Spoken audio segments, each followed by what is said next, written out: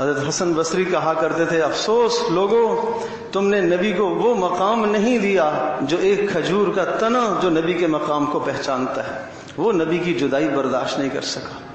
آج نبی کی سنتوں کو، آج نبی کے طریقوں کو، آج نبی کی مبارک سنتوں کو ہم اپنے گھروں سے نکالتے ہیں، اپنے ہاتھوں سے ذبح کرتے ہیں، اپنے گھروں میں غیروں کے طریقے لے کے آتے ہیں، یہود اور نصارہ کی تہذیب کو لے کے آتے ہیں، وضع خطا میں ان کی تہذیب ہے، اور اسی طرح سے گھر میں شادی بیاہ میں ان کی تہذیب ہے۔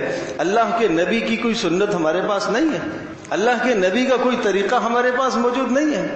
میرے دوستوں اور بزرگوں اور ماں اور بہنوں، ہم کیا جواب دیں گے کل میدان محشر میں؟ وہ کھجور کا تنا بھی اللہ کے حضور پیش ہوگا، وہ بھی آئے گا، اے اللہ کے رسول میں بھی آپ سے محبت کرنے والا ہوں۔ وہ بھیڑیا بھی آئے گا، میں بھی اللہ کے رسول سے محبت کرنے والا ہوں۔ دیگر جانور بھی آئیں گے، ہم بھی اللہ کے رسول سے محبت کرنے والے ہیں۔ میں اور آپ کیا پیش کریں گے؟ ہمارے پاس کون سا عمل ہے جو ہم پیش کریں کہ اللہ کے رسول کے حکم پر ہم نے یہ اپنی خواہشات کو چھوڑ دیا، ہمارا جی چاہتا تھا ہم اس طرح سے کریں، لیکن اللہ کے رسول کی خلاف ورزی کی وجہ سے ہم نے ان باتوں کو چھوڑا۔